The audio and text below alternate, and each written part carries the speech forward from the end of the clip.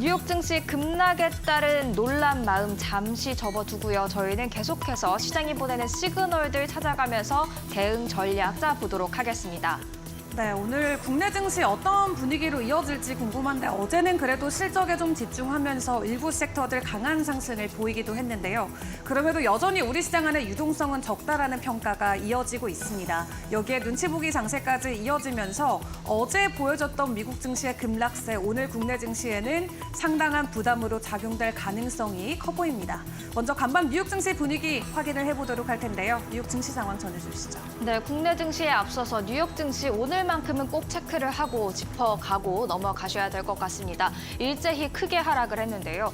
다우지수가 1.25% 하락했고요. 나스닥이 3.64%, S&P 500 지수도 2.31% 하락을 했습니다. 그리고 대형주가 빠질 때면 그래도 중소형주가 좀 시장을 뒷받쳐주기도 했는데 이날은 러셀 2000도 2% 가까이 하락을 했습니다. 중심에 있던 빅테크들이 빠지면 시장 전체가 하락한다는 것을 오늘 장을 통해서 확인할 수가 있었습니다. 알파벳과 테슬라의 실망 매물이 대거 출회되면서 기술주 중심으로 하방 압력이 크게 가해졌는데요. 또 이날 제조업 PMI 예비치가 50 아래로 깜짝 내려오면서 위축세를 의미한 것도 시장에는 부담이었습니다. 이에 따라 변동성 지수 급등하는 하루가 있었습니다. 그러면 히트맵을 통해서 전체적인 지도 확인하고 가겠습니다. 일단 제가 보고 싶었던 건 이 기술주 쪽입니다. 기술 그리고 커뮤니케이션 섹터가 일제히 크게 하락을 했는데요. 일단 실적 발표 이후 실망 매물이 나왔던 구글의 모회사 알파벳 5% 이상, 테슬라는 12% 이상 빠졌고요. 사실 아직 실적 발표를 하지 않았지만 이 둘이 빠지면서 나머지 빅테크, 나머지 기술주도 전반적으로 크게 하락하는 하루였습니다. 그렇다면 알파벳과 테슬라에 대한 의견은 어떻게 될까요? 투자 의견 확인해 보시죠. 알파벳에 대한 투자 의견부터 함께 보겠습니다. 일단 10명의 애널리스트, 그래도 여전히 매수 의견 유지를 하면서 스트롱 바이, 강력 매수 의견 유지가 되고 있습니다. 목표 주가도 지금보다는 16% 추가 상승 여력이 있다라는 분석 나와 있고요. 그러면 테슬라에 대한 투자 의견도 살펴보도록 하겠습니다. 테슬라에 대한 투자 의견은 조금은 불안합니다. 30명의 애널리스트 중에서 매수 의견 11명 있고요. 매도 의견 7명 있습니다. 이에 따라서 전체적인 의견은 홀드, 보유가 되겠고요. 평균 목표 주가는 지금의 주가보다도 2% 정도 아래에 위치해 있습니다. 추가 조정이 나올 수 있다는 점 참고하시면 좋을 것 같습니다. 그러면 계속해서 다른 빅테크에 대한 투자 의견도 확인을 해보도록 하겠습니다. 빅테크가 전반적으로 많이 빠졌기에 한번 짚어보고 가면 좋을 것 같은데요. 애플에 대해서는 JP모건이 매수 의견 그대로 유지하고 있습니다. 목표 주가 245달러입니다. 8월 1일 실적 발표 앞두고 있는데 실적 발표를 앞두고 계속해서 애플에 대해서는 긍정적인 의견이 나오고 있죠. 그리고 내년 말 목표 주가로는 265달러를 전망한다라는 수치까지도 제시가 돼 있습니다. 엔비디아도 6%가량 급락하는 하루였는데요. CT 매수 의견 계속해서 유지하고 있습니다. 지난 화요일에 발표한 파운드리 AI 플랫폼을 긍정적으로 본다라는 이야기 전해왔습니다. 그렇다면 수요일장 마감 이후 시간외 거래에서 움직이고 있는 특징주도 살펴보도록 하겠습니다. 먼저 IBM이 되겠습니다. IBM 정규 거래에서는 약보합 마감했습니다. 아무래도 실적 발표를 앞두고서 조금은 관망하는 심리가 있었던 것 같은데요. 매출과 EPS 모두 예상치를 상회하는 모습들이 나타났습니다. 잠시 후 시간외 거래까지 함께 확인을 해보시죠. IBM 지금 상승하는 모습들 나오고 있죠. 시간외 거래에서 3%가량 호실적에 움직이는 모습들 확인할 수가 있겠습니다. 그러면 이어서 치폴레도 확인을 해보도록 하겠습니다. 치폴레 패스트푸드 체인점이 되겠는데요. 정규 거래에서는 1.48%가량 밀리는 모습이었습니다. 하지만 역시나 호실적 기록을 했고요. 전체적으로 레스토랑 업계가 지금 성장 둔화 속에 있는데 그럼에도 불구하고 치폴레는 트래픽도 증가했다라는 좋은 소식을 전해왔습니다. 시간을 거래해서 급등세를 보였었는데요. 급등세가 좀 다소 잠잠해지긴 했습니다. 장 마감 이후 발표하자마자 10% 이상 급등하는 모습이었는데 현재는 3.9%가량 상승률 시간을 거래해서 유지하고 있습니다. 마지막으로 시간을 거래해서 실적 발표한 기업 코드가 되겠습니다. 정규 거래에서 1.16% 하락으로 마감이 됐었는데 EPS가 예상치를 하회하는 부분이 있었습니다. 또 올해 가이던스를 유지를 했지만 유지했다라는 것 자체에 투자자들이 좀 실망을 한 것으로 보입니다. 지금 어닝 시즌에 대한 기대가 매우 높게 형성돼 있다라는 것을 알 수가 있고요. 시간을 거래해서 급락세 보이고 있습니다. 코드 시간을 거래 함께 보시죠. 10.97%, 11% 가까이 지금 실적 발표 이후 급락하는 모습들까지 확인해 볼 수가 있겠습니다. 그렇다면 수요 일장에서 애널리스트가 주목한 종목은 뭔지도 함께 보시죠. 로키드 마틴 방산주 TD코엔이 보유해서 매수로 투자 의견 한 단계 상향 조정했습니다. F35 판매를 재개하는 것이 긍정적이다라는 의견들 계속해서 월가에서 나오고 있고요. 스포티파이 실적을 지난 발표했었죠. 골드만삭스 중립에서 매수로 투자 의견 상향 조정했고 목표 주가도 함께 상향 조정됐습니다. 실적을 확인했더니 자신감을 얻었다라는 표현을 썼습니다. 프록터앤갬블 필수 생활용품을 판매하는 대표적인 기업이 되겠죠. 제프리스가 매수해서 보유로 담은 투자 의견은 한 단계 하향 조정했습니다. 지금 전체적으로 소비 둔화가 이뤄지고 있고 또 수요 탄력성이 약화되면서 하방 압력에 대한 리스크가 있다라는 의견이었습니다. 제너럴모터스도 실적을 발표했었죠. 실적 발표 이후 주가가 하락을 했었는데 모건 스탠리 비중 확대해서 동일 비중으로 투자 의견 한 단계 하향 조정했습니다. 지금 주가 상태에서는 리스크 대비 보상이 적절하게 잘 이루어져 있다라면서 투자 의견 하향 조정한 이유를 설명했습니다. 그러면 계속해서 살펴볼 것 확인해 보시죠. 오늘의 주목할 이슈가 되겠습니다. 트럼프 대 해리스, 해리스 대 트럼프. 과연 대선은 누구에게 승기를 옮겨다 줄까요? 일단 지금 한 가지 뉴스가 전해졌습니다. 폭스뉴스가 이 두 명의 후보를 9월 17일 토론에 초대했다라는 소식 전해져 있습니다. 초대에 대한 응답 여부는 아직까지 확인이 되지 않고 있는데요. 트럼프 전 대통령이 계속해서 해리스에 대한 토론 도전장을 내놓은 다음에 바로 폭스뉴스가 토론에 초대한 것으로 확인되고 있습니다. 폭스뉴스는 트럼프 전 대통령이 선호하는 언론 매체이기도 하죠. 그래서 아마 수락하지 않을까라는 생각도 드는데요. 트럼프 대 바이든의 구도가 TV 토론 이후 분명해졌던 만큼 이 토론에도 만약에 성사가 된다면 많은 관심이 쏠릴 것으로 예상이 되고 있습니다. 이렇게 수요 일장 정리를 해보고 주목해야 될 이슈까지도 살펴봤습니다.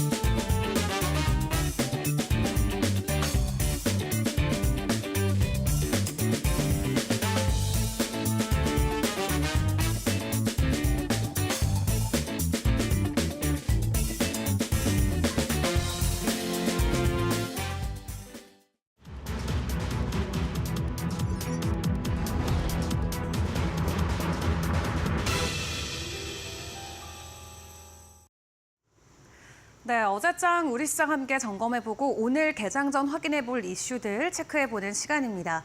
어제 국내 증시 그래도 조금은 힘을 내주려는 모습이 나왔죠. 그동안의 급락세를 멈추고 반등을 해주려는 모습이 나왔지만 코스닥은 성공했고 코스피는 성공하지 못했습니다. 장중에 잠깐 상승권으로 들어가는 시기도 있었는데 결론적으로는 0.5% 가격 하락이 나오면서 2,758선까지 내려왔고요. 코스닥은 0.2% 상승하면서 814선에 머물렀습니다. 양시장 모두 외인들의 매도세가 강했던 하루였는데 그럼에도 불구하고 코스닥 쪽에서는 긍정적인 흐름이 나왔고 외인과 기관, 수급 주체별로 어떤 종목에 관심을 드렸는지 상위 순매수 상위 종목들로 확인을 해보도록 하겠습니다.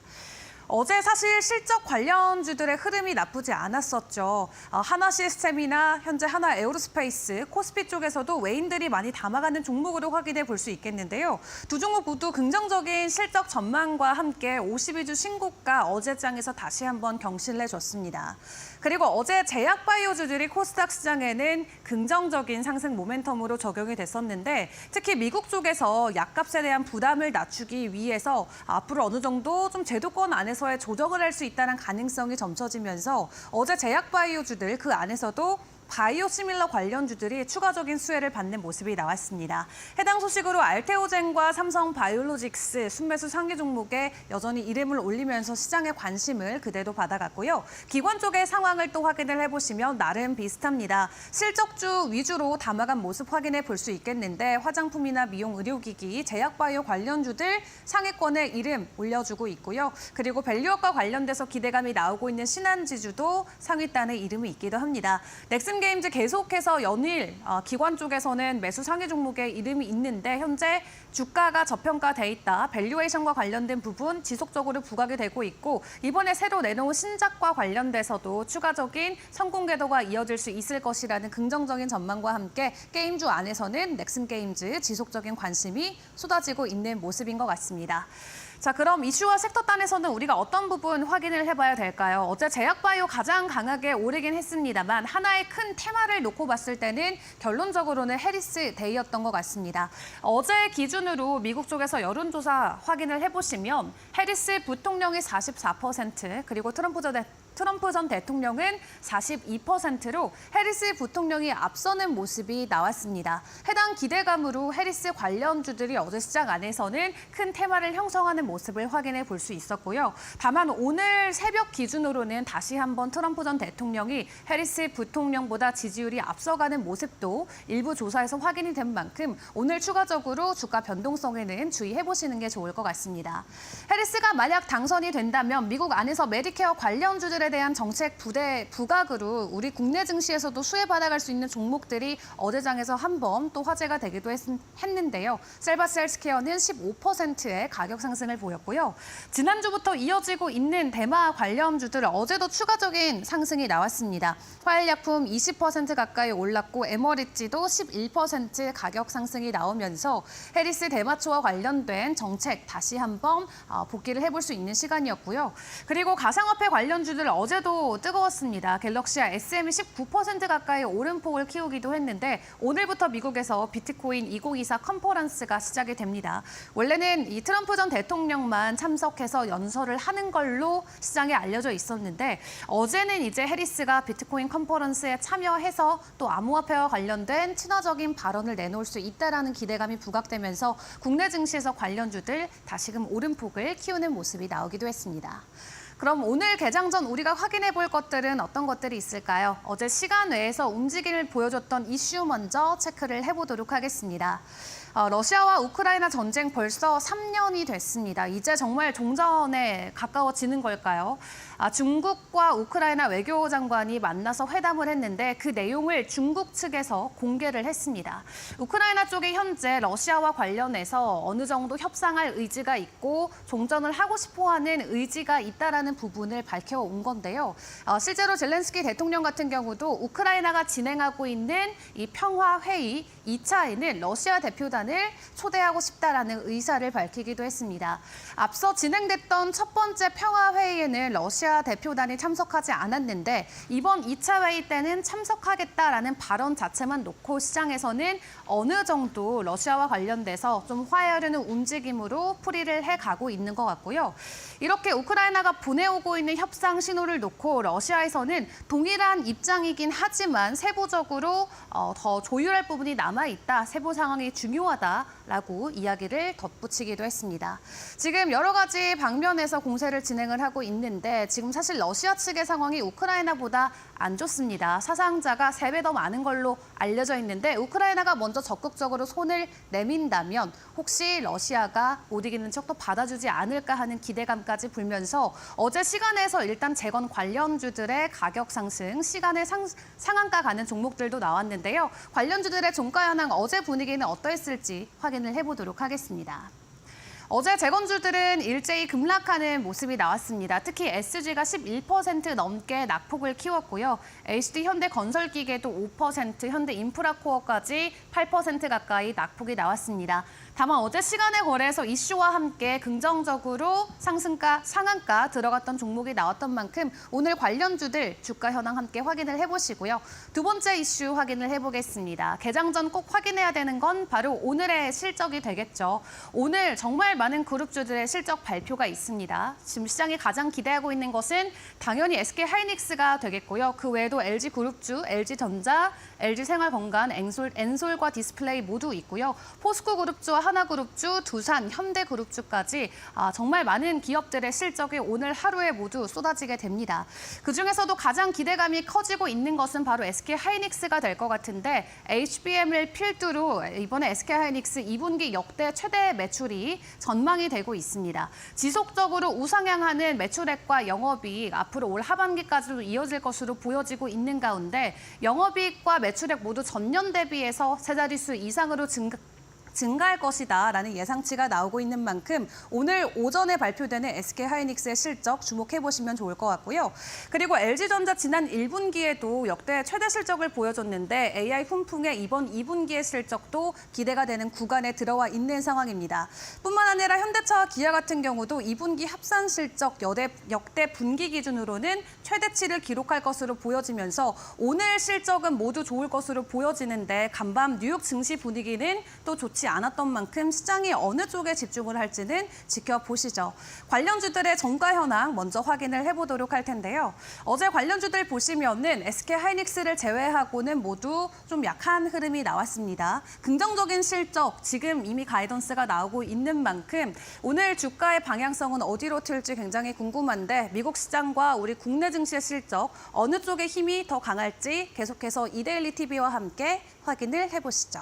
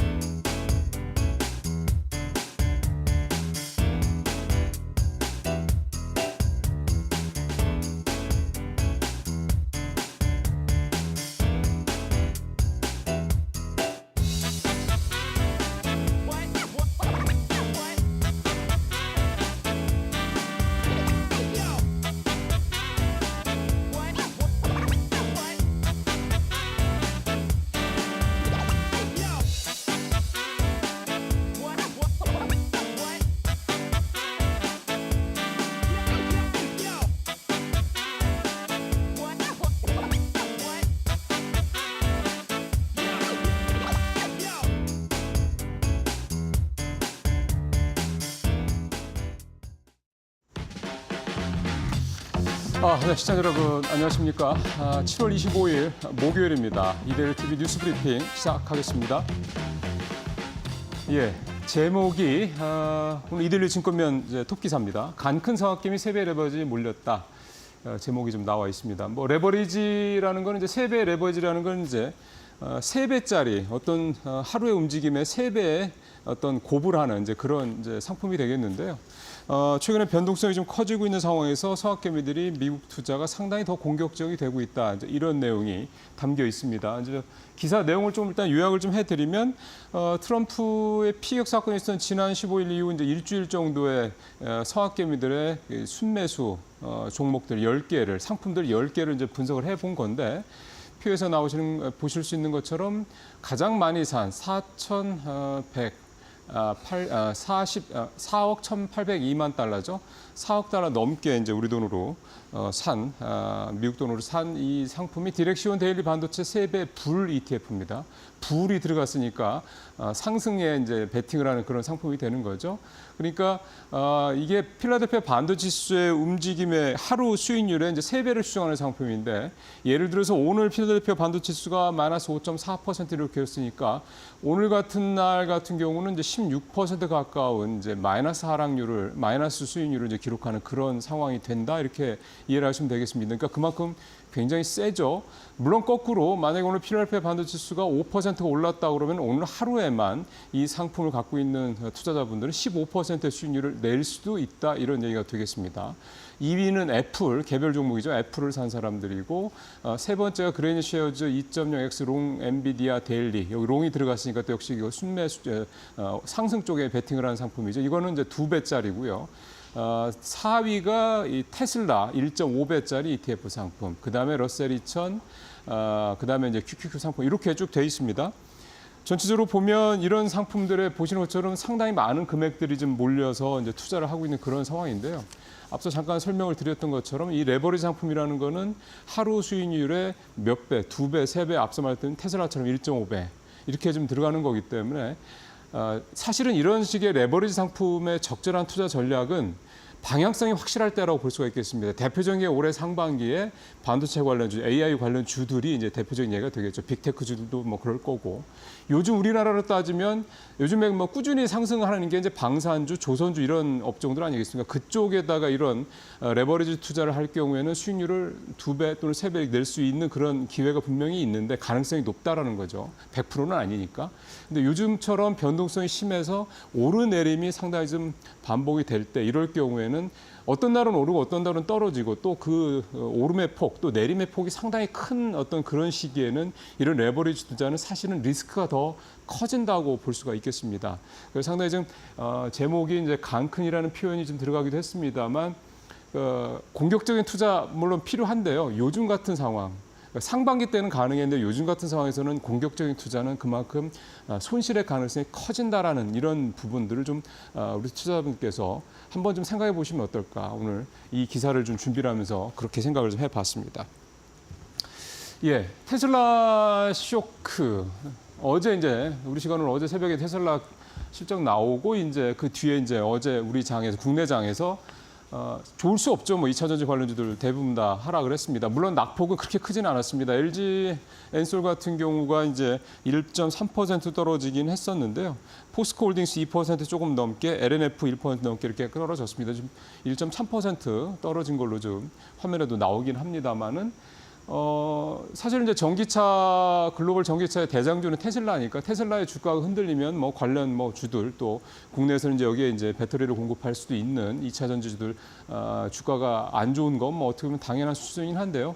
LG 엔솔 같은 경우는 사실은 LG 엔솔을 비롯해서 이제 2차 배터리 3, 4 다 해당되는 얘기긴 합니다만 조금 더 악재라고 본다면은 이 배터리에 대한 2차 전지에 대한 속도 조절 분위기가 전 세계로 확산되고 있다라는 점이 조금 더 부담스러운 대목이 아닌가 생각이 듭니다. 왜냐하면 계속해서 투자를 해야 되는 그래야지 캐즘이 빨리 해소가 될 텐데 여기서 만약 투자에 속도 조절이 들어가고 전기차가 미국에서 지난 6월 달에도 덜 팔렸다고 말씀드렸지만 차가 덜 팔리고 그런다고 그러면 당연히 캐즘의 해소 시기가 더 뒤로 지연될 수 있다 이런 얘기가 나오는 거거든요. 실제로 월가에서 이 캐즘의 해소 시기 그러니까 소위 말하는 전기차의 대중화 시기가 짧으면 2, 3년 길게는 4, 5년 더 뒤로 딜레이 될 수 있다 연기될 수 있다 이런 얘기가 슬슬 나오고 있는 거 보면 그런 생각들을 하는 것 같습니다. 실제로 LG 엔솔도 현대자동차, 그다음에 제너럴 모터즈와의 미국 합작 배터리 공장들이 계속 지금 생산이 건축인가 구축 작업이 중단되거나 그다음에 이제 그 장비가 입고되는 게 좀 지연되는 이런 상황들이 계속 발생을 하고 있거든요. 이건 비단 LG 엔솔뿐만 아니라 SK온도 마찬가지고요. 결국 이런 상황이 확대가 된다 그러면 아무래도 이 캐즘 결국 해소가 가장 관건인데 이 부분이 조금 더 뒤로 갈 수 있다. 이 점이 어떻게 보면 2차 전지 배터리 흡수할 때는 현재로서는 가장 견디기 힘든 그런 어떤 내용들이 아닐까 싶은 생각이 좀 듭니다. 근데 또 반대로 생각을 하면요.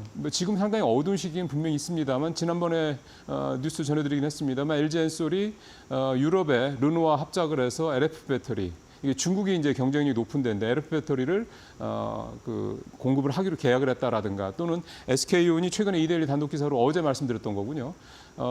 중국의 지리자동차와 3원계 배터리, 우리가 좀 강점 있는 3원계 배터리를 공급하는 부분에 대한 현재 추진을 하고 있다. 이런 내용들 보면 결국은 우리가 살아날 길은 어디에 연연하는 게 아니라 테슬라가 어떻고 뭐 이게 아니라 결국은 우리가 갖고 있는 독자적인 경쟁력을 더 글로벌하게 펼치는 이 점밖에 물론 쉬운 건 아닙니다만 결국은 이거밖에는 이런 위기 상황에서 견딜 수 있는 유일한 어떤 힘이 아니겠느냐 그렇게 생각을 좀 듭니다. 배터리 얘기 좀 하나 더 해보겠습니다. 앞서 이렇게 말씀드린 대로 전기차 배터리 업체들 좋지 않습니다. 이러다 보니까 이 배터리주들을 이제 요즘 줍줍이라는 표현이 정말 이제 보편적으로 쓰입니다만 저가 매수, 이게 적자를 하겠죠. 저가 매수는 개인 투자자들, 개미들이 좀 굉장히 많이 있습니다.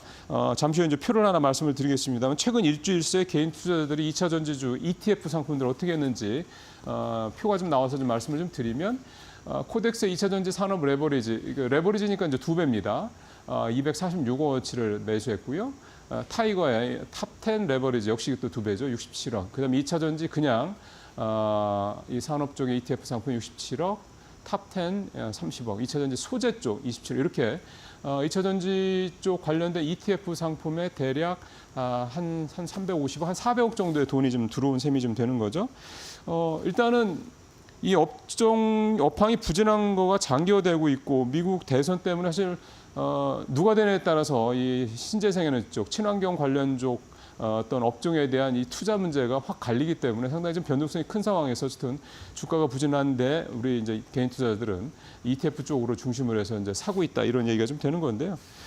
근데 이 기간 동안 그 2차 전지 산업 레버리지 상품이 주가가 좀 많이 떨어졌습니다. 11%. 이게 이제 레버리지가 이 레버리지 상품이 2배니까 11% 떨어졌다는 얘기는 사실은 5.5% 떨어진 건데 2배니까 이제 11%가 이제 하락을 했다 이런 얘기 되는 거고 타이거 2차 전지 톱 레버리지도 역시 20% 가까이 하락을 했습니다. 그러니까 한 5% 정도 이 ETF 상품들이 2차 전지 쪽이 업종이 떨어지니까 이제 그만큼 2배로 떨어진다 이런 얘기 되는 건데요. 반면에 증권가에서는 2차 전지 쪽에 저가 매수한 부분에도 긍정적으로 보고 있습니다. 왜냐하면 이 해리스 부통령이 대통령이 된다 그러면 분명히 이제 이쪽이 다시 이제 여전히 그러니까 일테면 불확실성이 사라지는 거죠. 그리고 투자도 더 해리스가 좀 더 공격적으로 신재생에너지 쪽을 지지하기 때문에 갈 수 있다 이런 얘기를 하는 거고요. 근데 참 이게 어떻게 보면은 문득 드는 생각은 약간 뭐 아니면 도식의 투자 방식, 투자 전략이 아닌가 생각이 들어서 이 개인 투자자분들이 이런 식으로 투자하시는 부분에 대해서는 앞서 이 미국의 그 종목들의 레버리지 투자가 늘어나고 있다 말씀을 드렸던 것처럼 조금 리스크가 너무 크지 않냐 생각이 좀 듭니다. 감안을 하면서 좀 투자를 하시는 게 좋지 않을까. 결국 레버리지는 리스크가 좀 확실하지 않은, 그러니까 적을 때, 방향성이 확실할 때 쪽으로 생각을 좀 하시면서 투자를 하시면 좋지 않겠냐 생각합니다. 밥캣. 이게 확실히 문제가 있긴 있는 거죠. 지금 저도 벌써 밥캣 관련된 얘기를 지난 2주 동안 일주일에 2-3번씩은 하는 것 같습니다. 이 뉴스 브리핑 때도 그렇고, 전문가분들 모셨을 때도 그렇고요. 어쨌든 어제 두산 밥캣 2분기 실적이 나왔는데 이게 지금 두산그룹이 추진하고 있는 사업 재편 구도에 썩 좀 개운치 않은 그런 모습이 나와서요. 일단 그 두산 밥캣의 2분기 실적부터 좀 보죠. 매출은 2조 2천억대, 이게 전년 동기 대비입니다. 그다음에 영업이익은 2,300억대. 작년 2분기에 영업이익이 근 5천억이었는데 절반 정도 줄어들었죠. 매출도 한 3,400억 정도, 한 4,300억 정도 좀 줄었습니다. 그러니까 매출도 줄고 영업이익도 줄었습니다. 일단 이렇게 줄어든 거는 수치상으로 보면은 작년에 2분기가 워낙 좋았기 때문에 기저 효과가 좀 감안됐다 이렇게 볼 수도 있겠는데 전체적으로 수익이 조금 매출도 수익도 그렇고 강력한 어떤 상승 탄력은 아니다 이렇게 좀 볼 수가 있는 거고요. 사실은 이 두산 밥캣은 두산그룹의 이번에 사업 재편의 가장 핵심이었던 것처럼 어떻게 보면 두산그룹의 거의 유일하다시피 한 그런 캐시카우, 그러니까 거의 1조 원 정도, 작년에도 1조 원 정도 넘게 냈으니까 1조 원이 넘는 유일한 영업이익을 내는 그런 회사. 그러니까 이제 로보틱스에 붙여서 로보틱스의 투자 파이프라인을 만들겠다 이제 그런 차원에서 이런 사업 재편이 이루어졌던 건데 이 두산 밥캣의 이번 두산그룹의 이 사업 재편 관련돼서는 지금 계속해서 말이 나오고 있고요. 특히 어제 금감원에서 두산 로보틱스의 증권 신고서 낸 거에 대해서 정정하라라고 하는 요청을 좀 해서 되돌려 보냈습니다. 이게 좀 여러 가지 압박의 의미가 있는 거죠. 또 어제 국회 정무위에서 또 이 두산그룹 사업 재편 문제 가지고 이게 밸류업이냐, 이게 무슨 밸류업이냐, 밸류 다운 아니냐, 이거는 좀 그냥 놔두면 안 될 거다. 정부에서 좀 강력하게 대응을 하라, 조치하라, 뭐 이런 식의 얘기들이 좀 많이 나왔다고 합니다.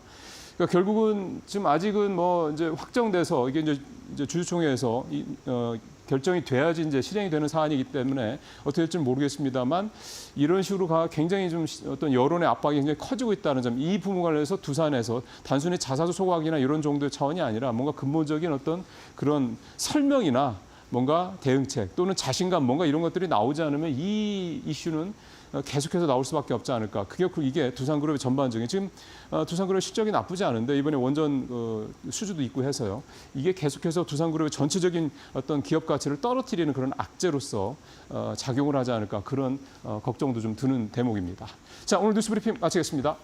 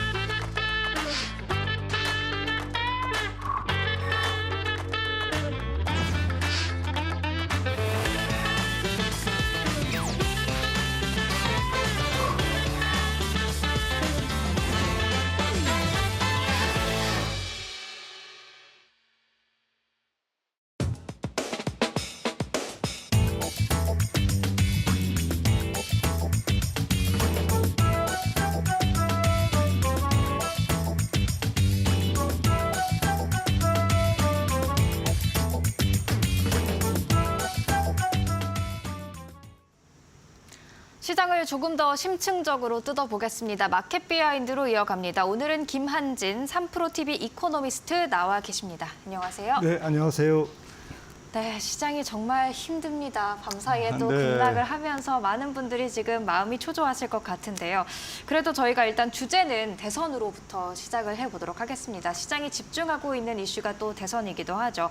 미국 대선 시나리오를 좀 수정할 필요가 있을까요? 뭐 여론조사가 계속 엎치락 뒤치락 합니다만 한때도 해리스 부통령이 여론조사에서 트럼프보다 우위에 나섰다라는 그런 조사가 있었잖아요. 네, 지금 뭐 약간 뭐 해리스가 치고 나가고 있죠. 네. 월가의 격언이 그 대선 좀 뭐 선거 이벤트는 너무 디테일하게 예측하지 마라. 그리고 선거 결과에 따라서 주가의 움직임도 항상 역사적으로 보면 잘 맞지 않았다라는 네. 것이죠. 그래서 뭐 대선 이벤트를 뭐 전혀 무시할 수는 없으나 그래서 우리가 대선 선거 이벤트를 정확하게 예측하기는 좀 어렵고 너무나 변수가 많은 거니까요. 네. 정치적인. 그래서 뭐 조금 그것보다는 사실은 뭐 결국 이벤트에 의해서 뭐 주가가 좀 등락을 하겠지만 결국에는 경기와 기업 실적, 펀더멘탈에 수렴하니까 뭐 정치 이벤트를 완전히 무시하지는 않더라도 너무 뭐 심취할 필요는 없다고 생각합니다. 그렇다면 정치 이벤트 그 자체로 뭐 종목이나 테마에 편승하기보다는 시장 전체적으로 본다면 아무래도 변동성은 좀 커질 수 있을 것 같은데요. 이 변동성은 저희가 어떻게 대응을 해야 할까요? 네, 당연히 그렇죠. 뭐 역대 뭐 대선 중에서 미국이 이번 47대 대통령 선거는 비호감 선거라고 그러지 않습니까? 그러니까 사실 뭐 지금 100일 남았습니다만은 상당히 그 사이에 우여곡절이 많을 것 같고요. 특히 이제 정치적 성향이나 정책 어젠다가 완전히 다르기 때문에 네. 여느 대선보다 그리고 트럼프라는 뭐 독특한 후보는 사실 공화당이지만 공화당의 주류 정책하고는 조금 거리가 있는 사람이고 무슨 말씀이냐면 사실은 트럼프는 뭐 공화당임에도 불구하고 돈을 많이 쓰기 좋아하는 쓰고 싶어하는 그러한 뭐 공화당 후보고 네. 바이든 정부는 뭐 민주당은 당연히 뭐 해리스가 뭐 대통령이 되더라도 민주당의 기조, 돈을 많이 쓰는 기조에 이제 계속 그걸 유지할 거고요. 특히나 지금 제니 옐런 재무장관이 지금 선거를 앞두고 상당히 뭐 국채 바이백이라든지 또 여러 가지 뭐 그 재무부 개정을 이제 시중에 조금 뿌린다든지 이런 그 통합 팽창과 재정 지출을 굉장히 적극적으로 하고 있기 때문에 누가 되든지 간에 이제 조금 금리에 대한 영향이 부정적인 영향이 조금 더 있을 것 같고요. 누가 어느 후보가 되든지 간에 내년에는 뭐 경기가 약간 둔화됨에도 불구하고 좀 물가와 금리가 생각보다는 조금 덜 떨어지는 그러한 부메랑이 조금 있을 것 같습니다. 근데 시장은 이제 그런 것에 대한 부담도 조금은 뭐 반영해 가면서 11월 5일까지 가지 않겠나 이렇게 생각을 합니다.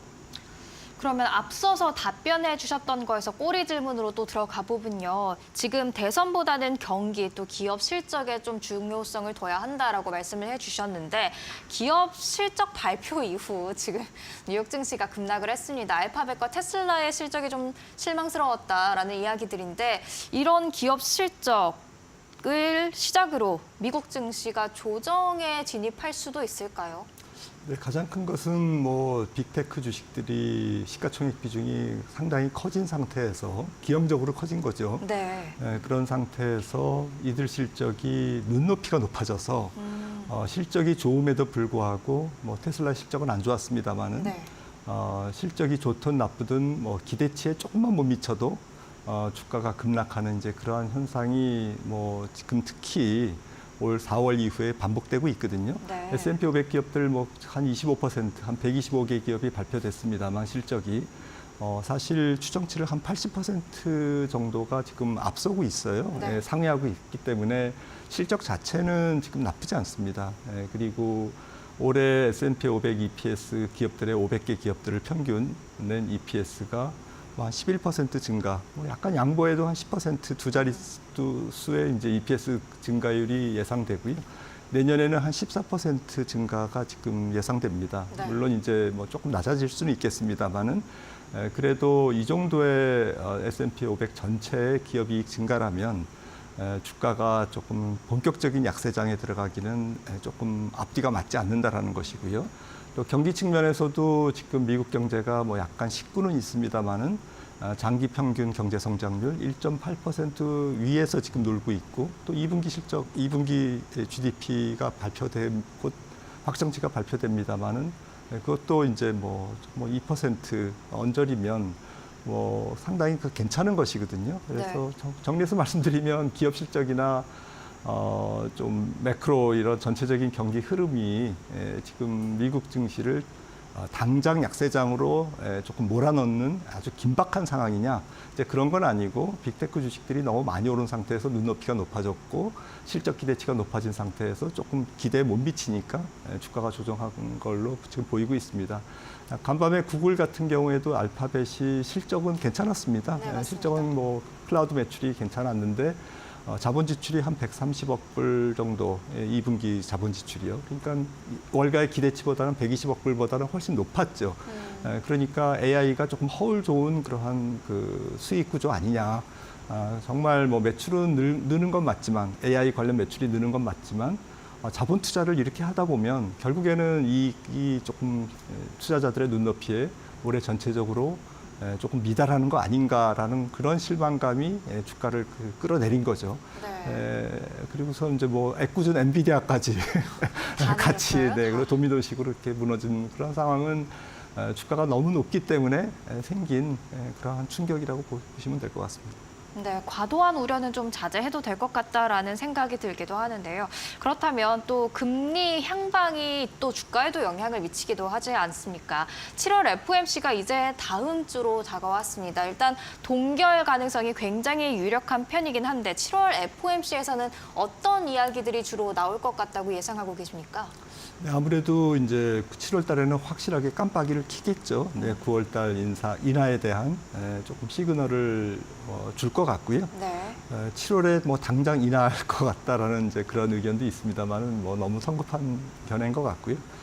저는 이제 9월 인하를 앞두고 조금 그 FOMC 멤버들의 조금 단합된 모습, 다 이제 약간 만장일치에 비슷하게 뭐 이런 점도표는 안 나옵니다만은 그래도 전체적인 뭐 톤이 9월 인하가 좀 확실하고 앞으로 또 이제 계속 인하할 수밖에 없는 그러한 정상적인 인하 시그널을 7월 달 FOMC에서 다음 주 FOMC에서 확실하게 파월 의장이 조금 표명하지 않을까 생각을 합니다. 그렇다면 이제 공은 9월 FOMC로 넘어가는 네. 건데 사실 시장은 9월 FOMC에 대해서 이미 금리 인하할 거다 100% 반영을 계속하고 있더라고요. 그렇게 되면 실제로 금리를 인하해도 이미 선반영된 게 있으니까 증시에 좀 완연한 호재로 작용할 수 있을까라는 생각도 들거든요. 맞습니다. 인하 안 하면 악재고요. 네. 인하하면 뭐 중립이고. 뭐가 호재예요? 네, 뭐 약간 멘트가 파월 의장의 멘트가 경제가 이제 뭐 골든 패스다. 연착륙은 확실한데 우리가 조금 더 경기를 조금 방어하기 위해서 현재 제약적인 기준금리 수준을 앞으로 또박또박 인하하겠다라는 이제 정확한 이제 좀 멘트가 필요한 것이죠. 네. 좀 시장에는 조금 가뜩이나 기업 실적이 어수선한 상태에서 파월 의장의 위안이 필요할 것 같습니다. 파월 의장의 입에 아무래도 시장이 계속해서 주목을 할 수밖에 없다라는 생각이 듭니다.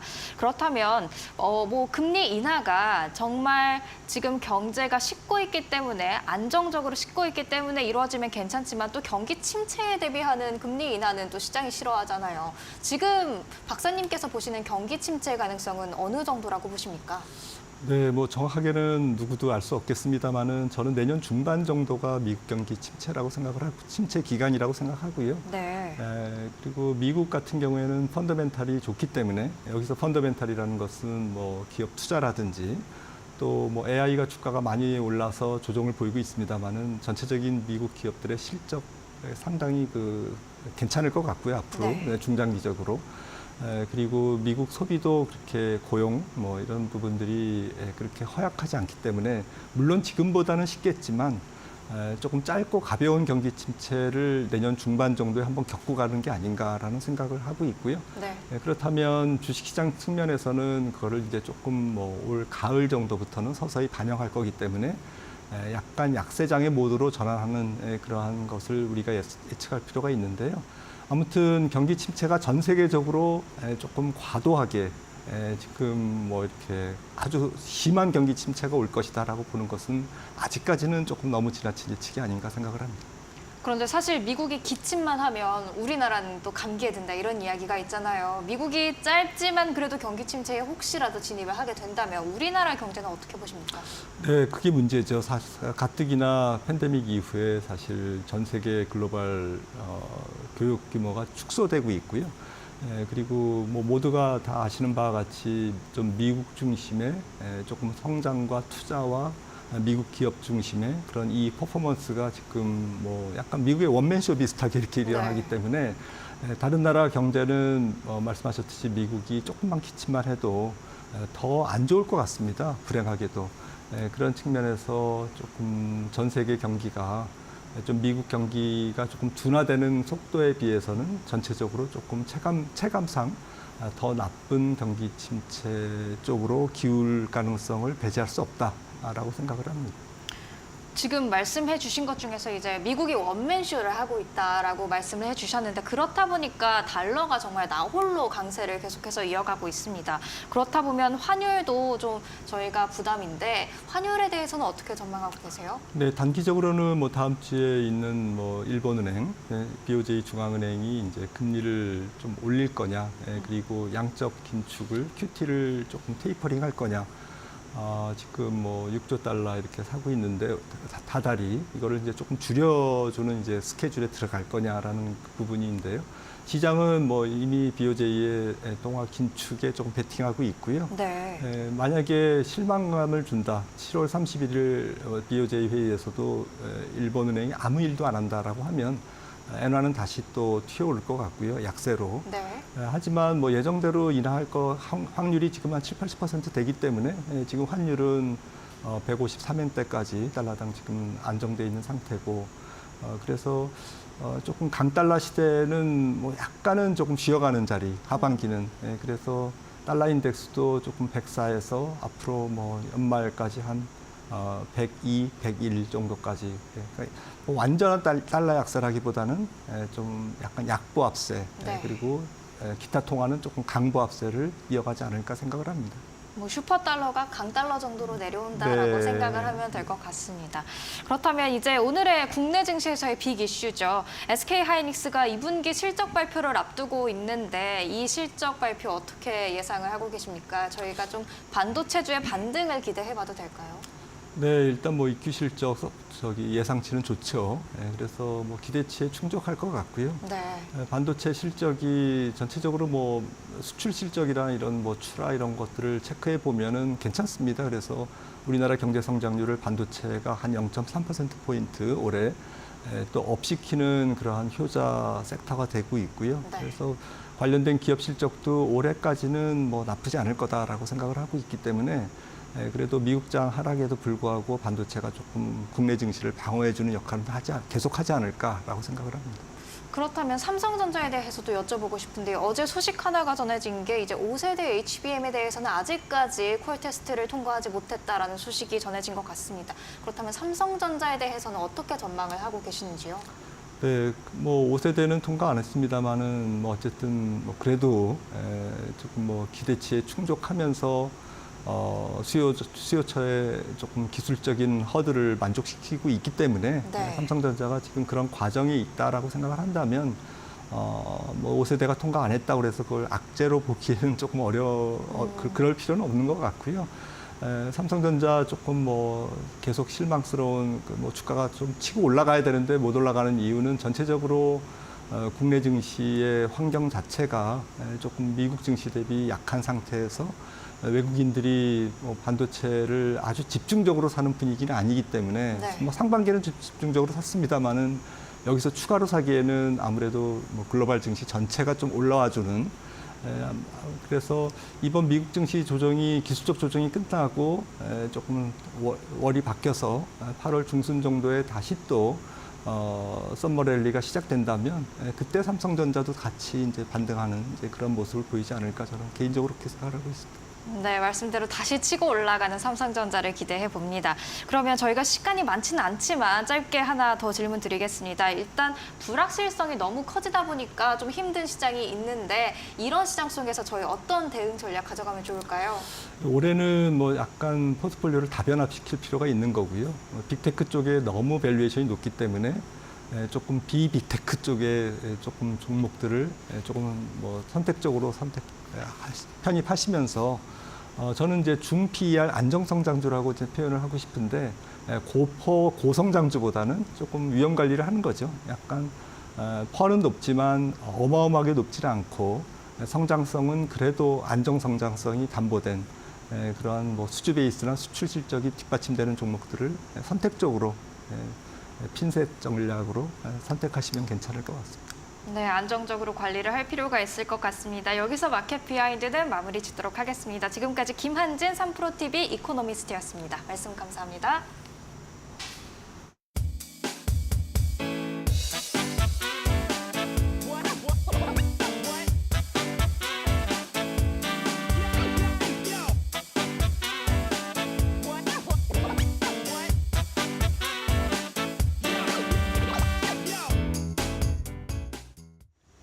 마켓 시그널은 내일 아침 오전 6시에 다시 인사드리도록 하겠습니다. 오늘 함께해 주신 여러분 고맙습니다.